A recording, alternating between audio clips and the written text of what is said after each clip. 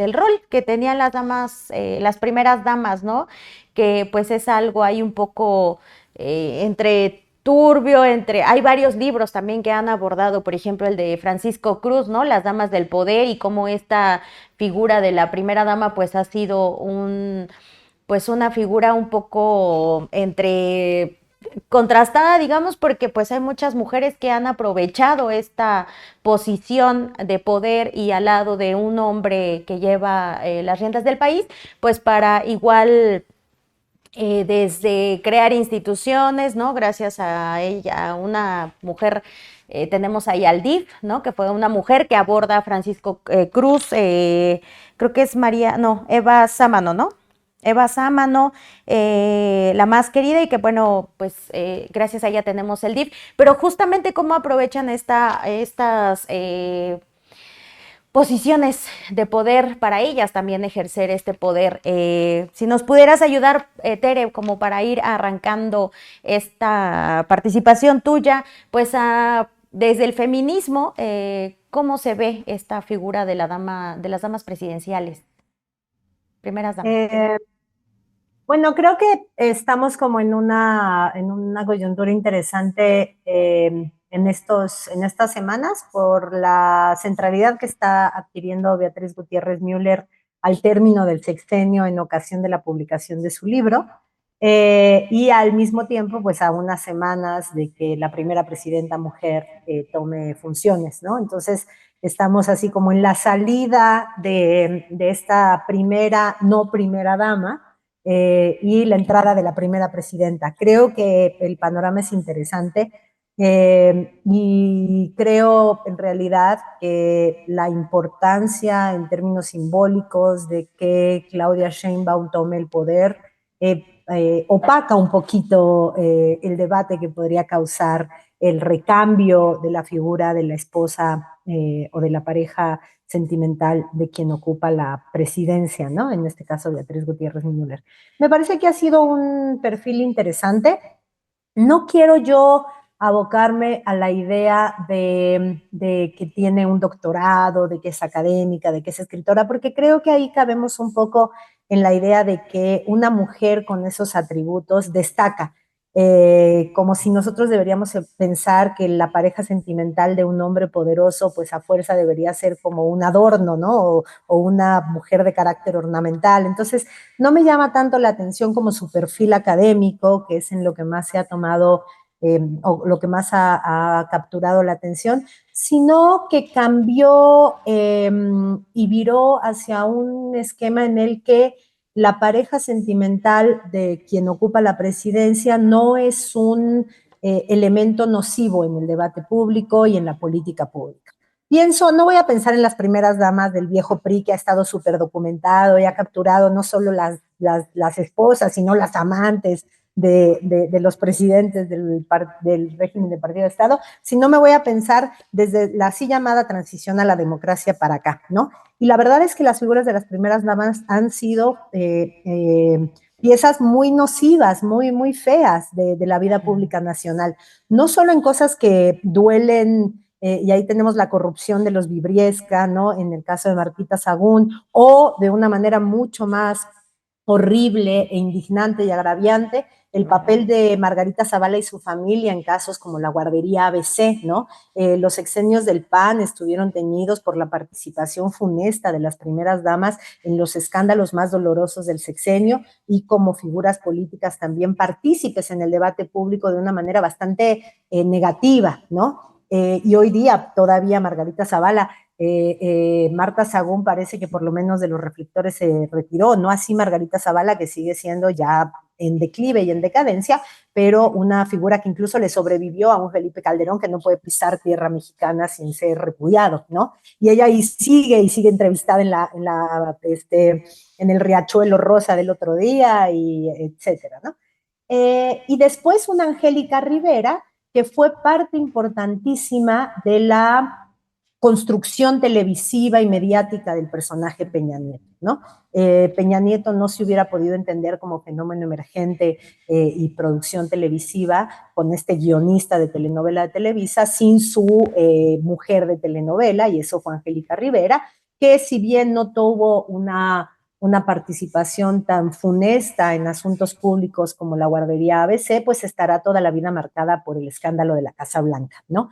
Entonces, si vemos el lugar de la primera dama desde la así llamada transición a la democracia, ha sido una entidad bastante nociva en la vida pública. Y Beatriz Gutiérrez Müller rompió tajantemente desde el principio al declinar tener ese papel en la vida pública, rompió tajantemente con esa inercia y ha sido una de las cosas que sí caracterizan la cuarta transformación, ¿no? Una por lo menos en el núcleo inmediato, cercano, tan cercano que ni siquiera podemos hablar de todos los hijos, pero en el núcleo familiar inmediato, pues esta ética de vida que dice representar un poco lo que consideran debe ser la ética desde el gobierno, ¿no? Entonces me parece que la discreción como figura pública de Beatriz Gutiérrez Müller, discreción que según cuentan no necesariamente tuvo que ver con su no participación en asuntos cruciales, parecería que la vida cultural de este país tuvo en varios momentos una importante consideración en la opinión de Beatriz Gutiérrez Müller sobre ciertas cosas, sobre ciertos perfiles, y lo mismo en la vida diplomática, ¿no? En pasillo se sabe que hubo nombramientos que estuvieron como sugeridos o argumentados a favor por esta figura. Entonces, no es que no hubiera alguna especie de consejería o de interlocución privilegiada de una voz a la que seguramente López Obrador tiene inestimable consideración, no solo sentimental, sino también intelectual, política y militante, pero esto no se reflejó en la participación estridente de la primera, bueno, de la pareja sentimental del presidente en la esfera pública. Y entonces yo creo que eso está bien y yo creo que forma parte del clima político que asistió a que ahorita estemos a punto de ver entrar en funciones a la primera presidenta. Y sin embargo, yo ninguna de las dos cosas las consideraría como una gran victoria del feminismo, porque pues son fenómenos ambos dos que están ocurriendo en la esfera del poder, ¿no? Y el feminismo tiene otra escala de movilización de voluntades y de interpelación, ¿no? No es allá arriba en el Palacio Nacional, eh, eh, ya sea que lo habites como presidenta o como no primera dama, ¿no? Pero bueno, sí, evidentemente forma parte del clima en el que estamos asistiendo a la próxima toma de posesión de la primera presidenta del país. Yo tengo una pregunta. Pues bueno, estamos hablando de que a nivel presidencial, pues la figura de primera dama ya no existe, ¿no? Sin embargo, pues en los estados ocurre algo muy similar, ¿no? Las esposas de las personas encargadas de los estados, pues presiden al DIF, ¿no? Es como una tradición que se tiene dentro de los estados. Y pues hemos visto casos como el de, ¿cómo se llama esta chica, la esposa de Samuel, esta Mariana Mariana Rodríguez? Mariana Rodríguez. Rodríguez, que pues andaba sacando niños para tomarse fotos, etcétera, etcétera, ¿no? Y muchas veces pues llegan como sin tener un conocimiento amplio sobre el tema, sobre cómo se tendría que enfocar un DIF, este centro. Y pues no sé cuál sea como tu reflexión respecto a este tema, cómo lo puedes ver tú desde tu posición. Mira, traigo a cuento lo que he venido escuchando decir a mi queridísima y admirada Luisa Cantú en varios espacios, porque escuché a Luisa decir, esto pinta de cuerpo entero lo que es la niñez y son las infancias para el Estado mexicano, ¿no? Es el hobby de la primera dama en turno. Y es brutal, una falta de atención integral a la capa poblacional que son las niñas, les niñas, y creo que también esa inercia se rompió y no tengo conocimiento de causa como para afirmar si eso estuvo acompañado de un fortalecimiento de la política estatal en el DIF, ¿no? La verdad es que no sé si ese vacío se llenó con perfiles más adecuados profesionalmente al tema, pero del otro lado que ha estado remarcando Luisa Cantú en estos espacios y que creo que tiene toda la razón y que señala un aspecto de la política pública súper adultocéntrica que no hemos sabido atender, ¿no? Que son las infancias. Pero del otro lado también está la idea de que los asuntos de la niñez son asuntos de cuidado y por lo tanto son asuntos femeninos, ¿no? Entonces, la idea de que la mujer del presidente se dedicara al DIF y a las infancias, pues tiene que ver con una reafirmación desde la estructura de la administración pública al ideario patriarcal que confina a las mujeres a las labores de cuidado y de acompañamiento de las infancias, ¿no?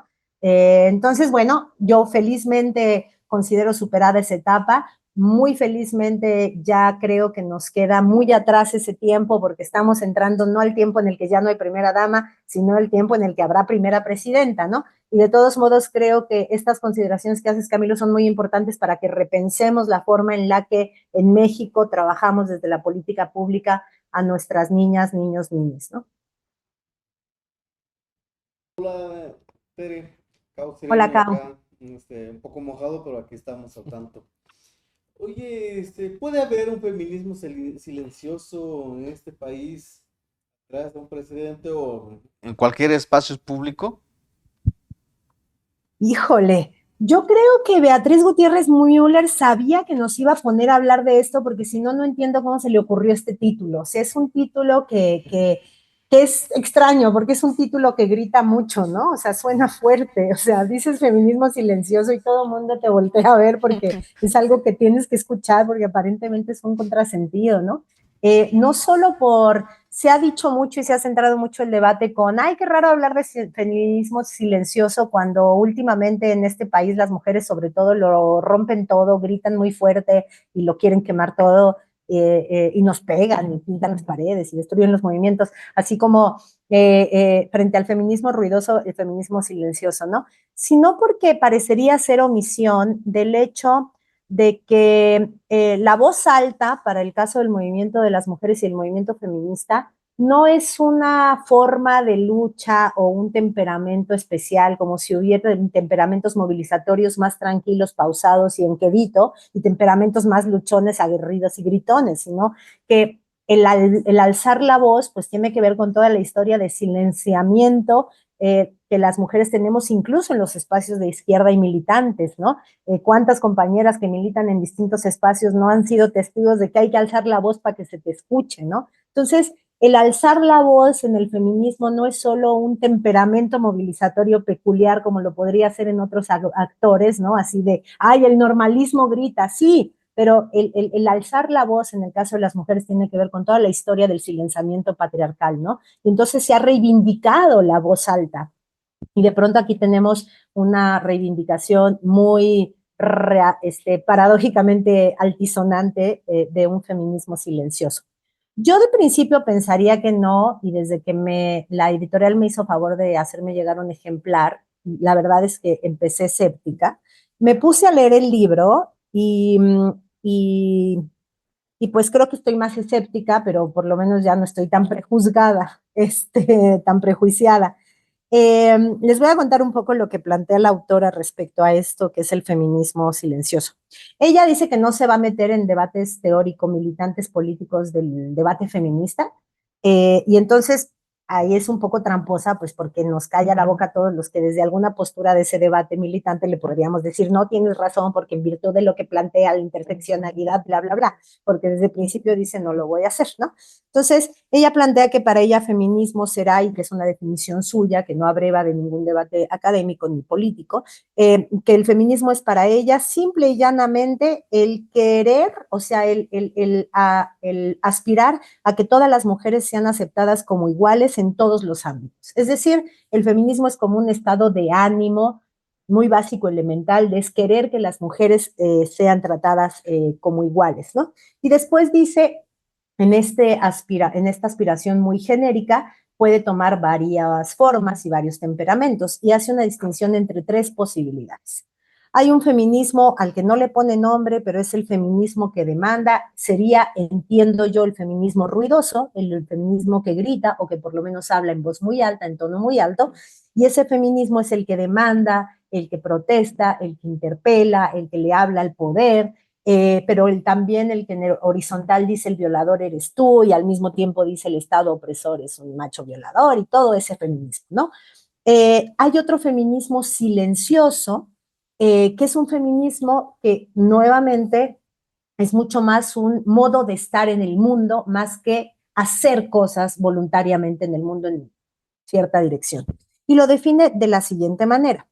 El feminismo silencioso, como lo llamo, quiere significar que la mayoría de las mujeres, si no es que la totalidad, está a favor de cualquier acción que contribuya a su bienestar, a su felicidad, a su salud, y no tienen tiempo de expresarlo o no saben expresarlo.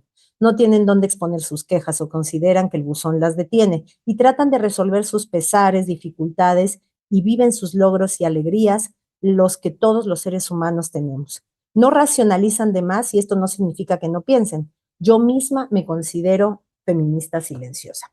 Entonces, fíjense en este pasaje que vemos, ¿no? El feminismo silencioso es para Beatriz Gutiérrez Müller, por un lado, el resultado de el vivir como mujer en el mundo, ¿no? Es decir, querer ser feliz en el mundo en el que vivimos ya es ser feminista, porque si quieres ser feliz como mujer, pues te das cuenta de que no está tan fácil y tan solo querer hacerlo y intentarlo sin reclamarlo ya es una actitud de resistencia, ¿no? Eso por un lado está interesante porque está diciendo, ojo, no toda mujer tiene que tener las condiciones de manifestarse feminista o de poder decirse feminista para actuar de manera feminista. El solo vivir en tanto mujer, el perseguir sus sueños, el querer ser feliz, ya es ser feminista. Esto tiene una virtud porque es una concepción tan laxa que democratiza el ser feminista en el mundo como un estar en el mundo y no lo amarra a enunciarse así desde la experiencia política militante o desde el privilegio que te da la formación académica o teórica en ciertas corrientes de pensamiento, pero tiene una desventaja y un riesgo. Uno, que el feminismo siempre ha pasado por concebirse sujeto de transformación de una situación opresiva. Y esta forma de definir el feminismo silencioso pues no identifica situación opresiva alguna, si ustedes se dan cuenta. Y sobre todo no se identifica este estar en el mundo siendo mujer y siendo oprimida como el principio o la condición de posibilidad de subvertir las relaciones a partir del sujeto político que puede constituir ser mujer, ¿no? Entonces, es un feminismo muy despolitizado, que no señala responsables no hay sistema que nos oprime, solo se asume que ser mujer ya es resistir, ¿no? Querer ser feliz siendo mujer ya es cierta forma de resistencia, sí, pero resistencia ¿contra qué, no? Y el feminismo sí es una tradición política crítica que señala responsables, le podrá decir capital o patriarcado o heteropatriarcado, pero por otro lado, reconozco que detrás de esta intuición no académicamente sustentada de que el solo existir como mujer, querer ser feliz y cumplir nuestros sueños en tanto mujeres, es ser feminista, pues le está dando cierta politicidad al existir como mujeres en el mundo. Y eso, pues ella no lo dice porque dice no abrevar de ningún debate académico, pero en el feminismo ya estaba dicho, y estaba dicho en el eslogan de lo personal es político, ¿no? El feminismo hace rato que teórico-políticamente llegó a esa conclusión, ¿no? De que en la relación opresión del patriarcado, la sola existencia como mujer en nuestros ámbitos más aparentemente no políticos, no públicos, sino antagonistas, nos pone como sujetos antagónicos. Y les decía que es una definición tripartita: el feminismo ruidoso, el silencioso y el silenciado.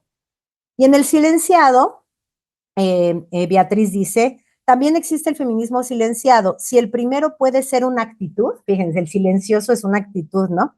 El segundo es resultado de una mirada exclusiva y excluyente. Existen millones de mujeres en México que no tienen manera de pedir o exigir algo. El sistema no las mira, el sistema las ignora. Apenas aquí aparece el sistema, ¿se dan cuenta? Es el sistema que no mira y no escucha a un montón de mujeres que no pueden expresar sus aspiraciones y sus deseos de felicidad porque no están en condiciones. Entonces, entre el feminismo silencioso y el silenciado, a mí me parece que la diferencia es el privilegio, ¿no? Si la vida te da el privilegio de poder resistir tan solo siguiendo tus aspiraciones, estás en el silencioso, del cual forma parte Beatriz Gutiérrez Müller, y si no, estás en el silenciado, porque ahí sí el sistema de opresión te hace topar con pared. Hasta ahí voy. El libro tiene, híjole, no lo he terminado, igual un día nos sentamos a platicarlo cuando lo termine y cuando ahí lo tengan también ustedes, pero el libro tiene muchas aristas, ¿no? Por ejemplo, aun cuando en muchos momentos habla de la identidad de género, asume que ella nació mujer, que no escogió ser mujer y que ser mujer implica cierta biología, cosa que en el debate feminista sería como muy discutible hoy en día, ¿no? Hay una reivindicación muy potente del silencio y la politicidad del silencio, que causa mucho ruido con la dupla feminismo, pero que tampoco es novedoso porque vivimos en el país en el que el ZLN nos ha enseñado la potencia política del silencio, del guardar silencio y del no gritar y no estar como siempre en el debate, ¿no? Entonces, yo creo que no lo debemos leer como un antes y después en ningún debate. Me parece que es un buen testimonio de una mujer que reflexiona con una buena pluma y con una buena prosa académica y ensayística acerca pues, de las diatribas que se enfrenta una mujer en el poder que no tiene ni la formación para, que no fue, digamos que en su proyecto de vida eso no estaba en sus planes, que por lo tanto no se formó para eso, ¿no? Entonces, a tu pregunta, Cao, pues yo pienso que no es posible un feminismo silencioso y mucho menos en un país feminicida. O sea, es complicado verlo en un país en donde las mujeres somos eso, somos violentadas, somos madres buscadoras, etcétera, etcétera. Entonces, no cabría, pero creo que el título es más una provocación que una defensa sofisticada, a un modo sofisticado de decir calladitas nos vemos más bonitas. Creo que no va por ahí. Tiene más que ver con ese reconocimiento de que el ser mujer de por sí es un estar en la vida que resiste, ¿no? Aunque eso no se formule en la capacidad de enunciarlo, y mucho menos en la capacidad de enunciarlo y en la vocación de enunciarlo a gritos y en voz alta. Qué fuerte todo. Yo quisiera preguntarte, Tere, justamente en esto que comentas, ¿no? Le decían a Beatriz en la presentación del libro, justamente que era o sea, que todas las mujeres que marcharon el 8M, que fue muy simbólicamente que la presentación fue en el Zócalo, tenían una compañera de lucha con ella. Cuando, digamos, las posiciones del presidente en aquellos años, por ejemplo, era la marcha más grande del 8M, pues fue decir que el feminismo era un movimiento en contra del gobierno, ¿no? Se suscitó todo ese debate. Beatriz llamó en algunos momentos inclusive a no marchar o a no hacer la huelga feminista, ¿no? O sea, el paro feminista, el paro de mujeres. Y ahora pues reaparece en este contexto, ¿no? Eh, tengo como muchas preguntas al respecto, pero yo quisiera como escuchar tu reflexión sobre un punto muy fundamental, ¿no? O sea, Beatriz como que se aleja y, o sea, como que viene y va de la escena pública, ahora dice que se va a retirar también de la esfera política y pública, que va a guardar prudencia, creo que fueron las palabras que utilizó en la presentación del libro, pero deja un mensaje justamente hacia la próxima mujer que va a gobernar el país, que pues hoy tomó, o le dieron esta constancia de la elección, ¿no? Que es Claudia Sheinbaum, y pues básicamente es de que si guardamos silencio es porque estamos protestando, ¿no? O sea, esos como mensajes sutiles que lanza en esta presentación del libro no se entienden si hablaban realmente del libro, si hablaban del futuro político, si hay una ruptura por ahí, o sea, tú qué alcanzas a divisar en ese sentido.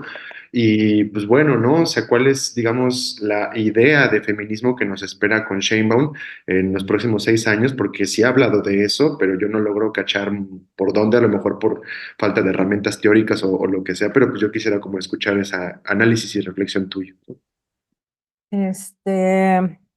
Mira, varias cosas. Yo creo que ya he escuchado varias veces la interpretación de que esta idea de guardar silencio es una forma de protestar, es una especie de anticipación de el silencio de Beatriz, pero tal vez del obradorismo respecto a lo que pueda llegar a ser el sexenio de Claudia. A mí me parece un poco forzada la interpretación. Uno, porque yo me quedo mucho más con los muchos gestos. De verdad, no hay día en el que uno u otro no se lancen gestos de convalidación mutua y de reconocimiento y deferencia absoluta, ¿no? Entonces, no, me parece muy artificial y me parece que leer en esta reflexión muy genérica de Beatriz Gutiérrez un anuncio de que tal vez no estén de acuerdo con algunas cosas que haga Claudia, pero no decirlo será una forma de protestar, me parece que es entra un poco con calzador. Y sobre todo viendo la posición que Claudia tuvo ayer en la presentación, y también la promoción que le hizo, fue súper elogiosa Claudia del libro, ¿no? Entonces me parece que no creo que vaya por ahí. Yo creo que una cosa que la Cuarta Transformación no ha sabido ver, no ha sabido y no ha tenido la humildad de ver es que la Cuarta Transformación no sabe convivir con el espectro político que le queda a la izquierda. Creo que lo platicábamos un día con Arturo Ale ahí en los pasos de la semana, ¿no? Hay todo un espectro político que le queda a la izquierda a la Cuarta Transformación, y es que no es muy difícil quedar a la izquierda de la Cuarta Transformación de un proyecto que a lo mucho es un proyecto de desneoliberalización parcial de la vida pública del país, ¿no? Pero hay muchas apuestas políticas que están mucho más a la izquierda que eso, la defensa del territorio, las concepciones políticas de poder popular desde los pueblos indígenas, el feminismo, el movimiento normalista, el magisterio democrático, y un chorro de actores políticos en este país que no ven en el derrotero de la Cuarta Transformación un polo suficientemente a la izquierda, y que eso no los hace oposición, ¿no?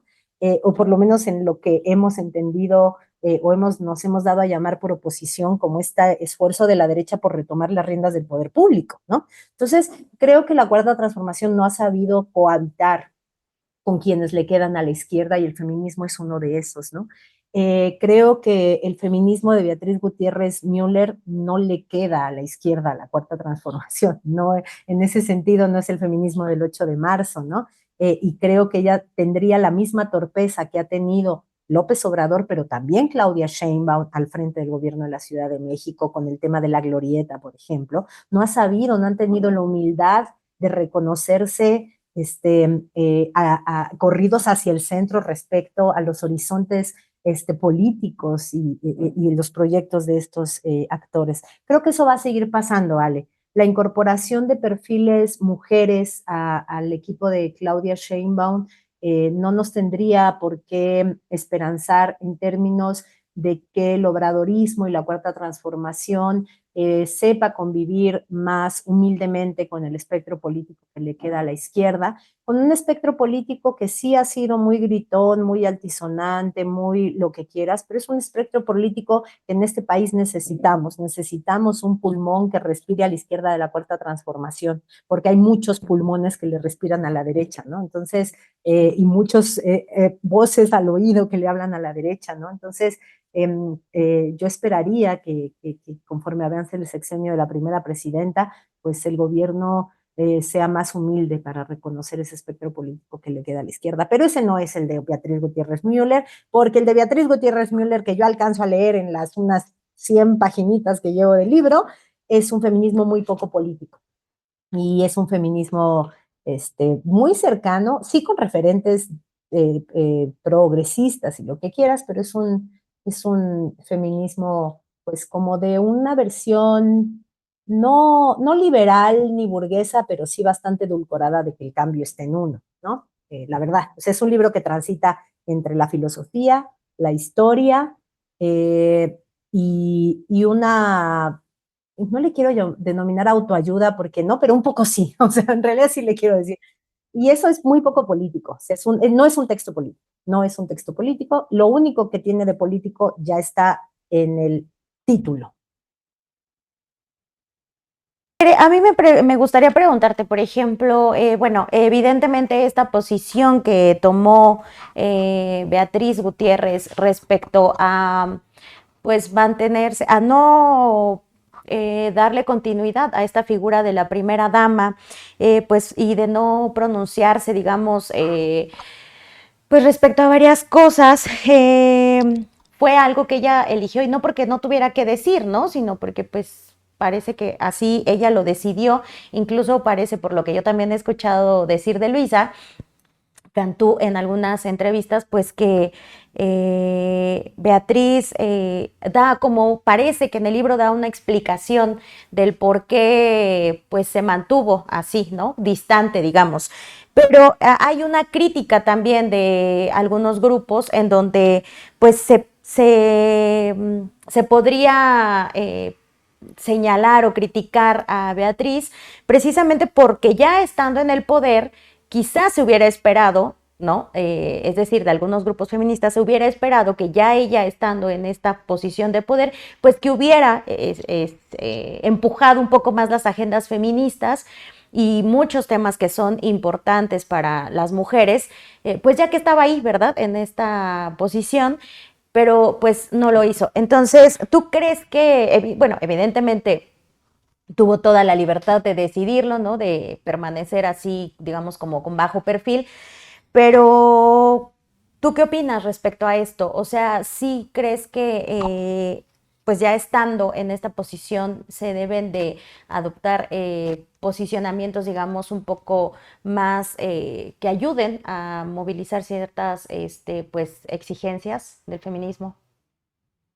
Yo creo que no, porque yo creo que así como no hay que pensar que el solo hecho de que una mujer llegue al poder es una victoria del feminismo, eso creo que debería estar muy claro. Tampoco le tenemos que exigir a una persona que ejerza como feminista por el hecho de ser mujer, ¿no? O sea, como creo que Beatriz incidió en la política pública del país, en los campos en los que ella se sentía calificada para hacerlo, ¿no? Y reitero, yo tengo entendido como por muchas voces que en el ámbito de la educación, de la cultura y de la diplomacia, tuvo incidencia en términos como de una especie de consejería, ¿no? Eh, pero, o de reacomodos en las grillas internas y de a quién nombrar y a quién no, etcétera. Y creo que está bien, ¿no? O sea, creo que ella, de acuerdo con su perfil, está bien. Yo no sabría en qué sentido exigirle que hubiera empujado la agenda feminista a una mujer que no se reivindica feminista hasta el día de hoy bajo el rubro feminista silenciosa, ¿no? El ser mujer no la tiene por qué hacer militar en el feminismo. Así como Claudia no será feminista por ser la primera mujer presidenta, pues creo que Beatriz Gutiérrez Müller no teníamos por qué esperar que impulsara ninguna agenda feminista, no siendo ella misma feminista, ¿no? E incluso si lo hubiera sido, creo que tampoco, ¿no? Ella no se presentó a ningún cargo de elección popular. Creo que a ella hay que reconocerle que fue una figura virtuosa en el debate público, no tiene ningún escándalo detrás, tuvo una ética de vida y un estilo de vida acorde a lo que se nos vendió, ¿no?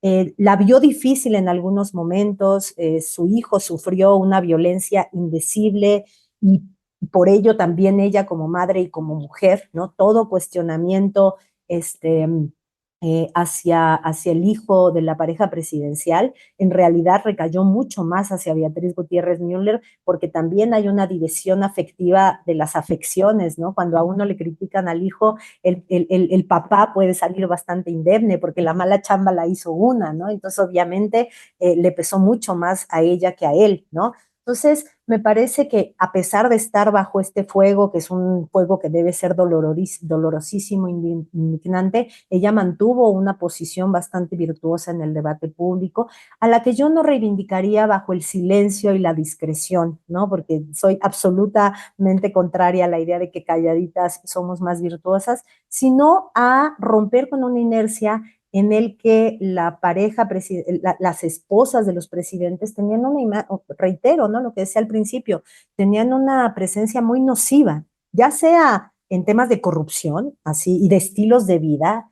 Angélica Rivera fue insultante para las mujeres precarizadas mexicanas. Su solo porte, su afición a las revistas de sociales era insultante, y creo que en esto Beatriz Gutiérrez Müller fue muy consecuente con algunos de los simbolismos que rodean a la 4T, ¿no? Entonces, no, yo eso no le reclamo, la verdad, Isabel, porque no siento ni que era su papel, ni lo hubiera esperado, porque no me parece que sea una compañera militante de la causa feminista, ¿no? Nada más me gustaría hacerte una última pregunta. ¿Cuál crees que sea el rol de ahora del esposo de la presidenta electa Claudia Sheinbaum?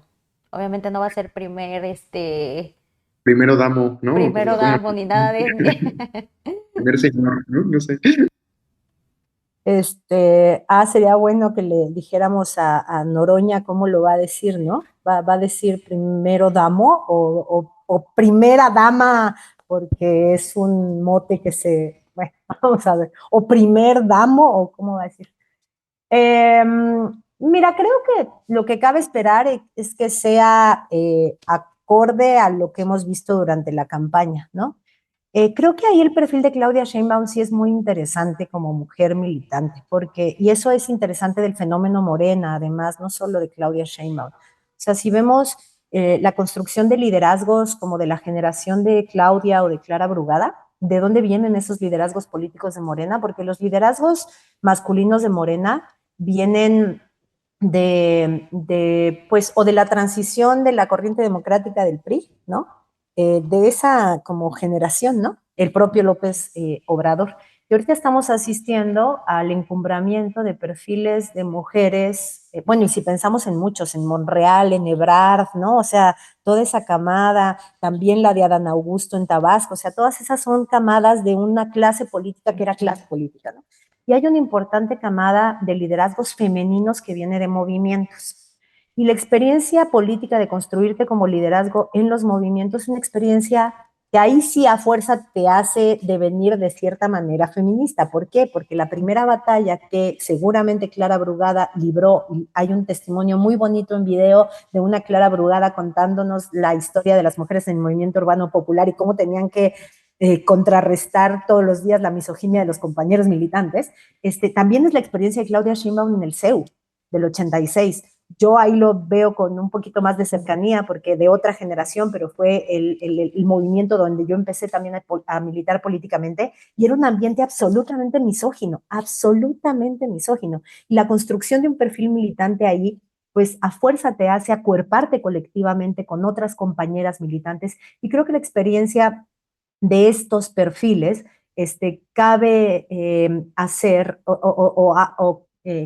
hace que quepa esperar en el futuro inmediato que de alguna manera esa construcción de liderazgos femeninos en la militancia de izquierda movimentista, no partidaria, sino movimentista, que después llegó a Morena y lo consolidó, se vuelva sello de distinción de la manera de gobernar. Y yo creo que la forma en la que se exponga la vida familiar de la presidenta va a ser un poco eso, ¿no?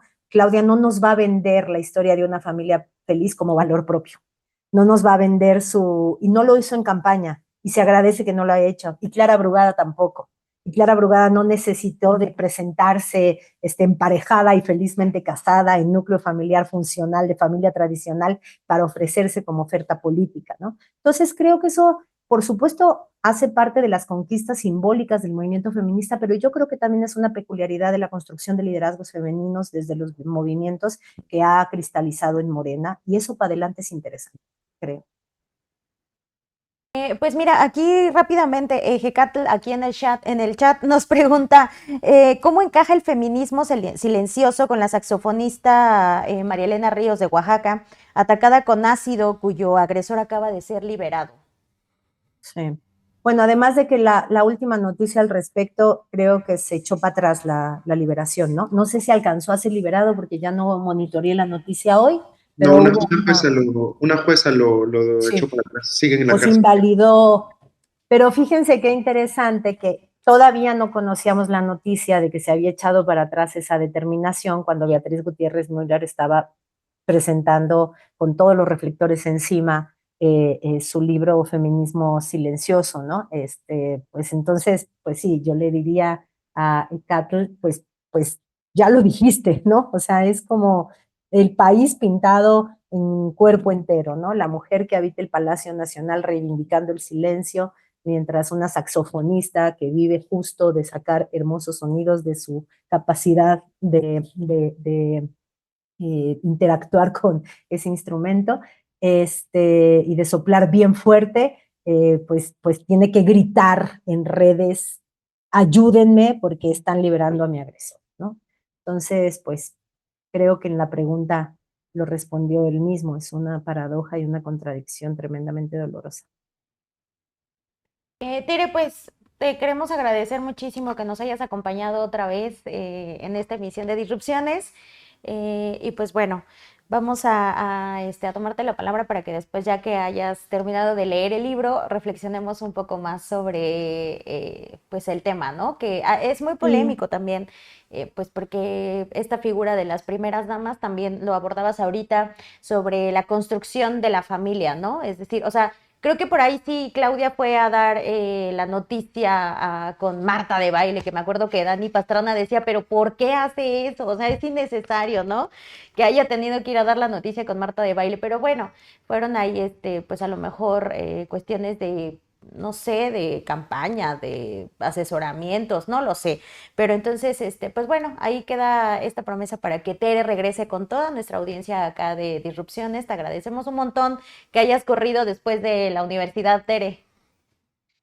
Sí, fíjate que ahorita que te escuchaba y leyendo un mensajito que puso acá Dani Pastrana en el chat, solo me robo un minutito más para la siguiente idea. Ojo, que ha habido actos políticos en silencio súper potentes. O sea, por ejemplo, todos los envenenamientos de capataces y de esclavistas en el sur de Estados Unidos a manos de esclavos y esclavas.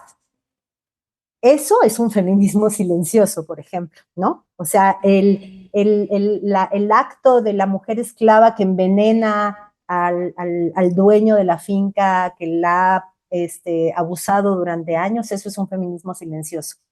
Pero ese no es el que está aquí reivindicado. Entonces, sí puede haber un feminismo silencioso, porque como bien lo han argumentado muchos teóricos y teóricas, desde el silencio se pueden hacer cosas. La clandestinidad es una forma de guardar silencio, de prepararte, pero no confundamos eso con tener modales, con no gritar, con no hablar fuerte, con ser discretas, ¿no? Y creo que ese es el umbral que peligrosamente se atraviesa en este texto. Muchísimas gracias, Tere, por esta reflexión final que haces. Y bueno, pues ahí estamos en contacto, Tere. Siempre un gusto platicar Chao. con ustedes. Chao. Eh,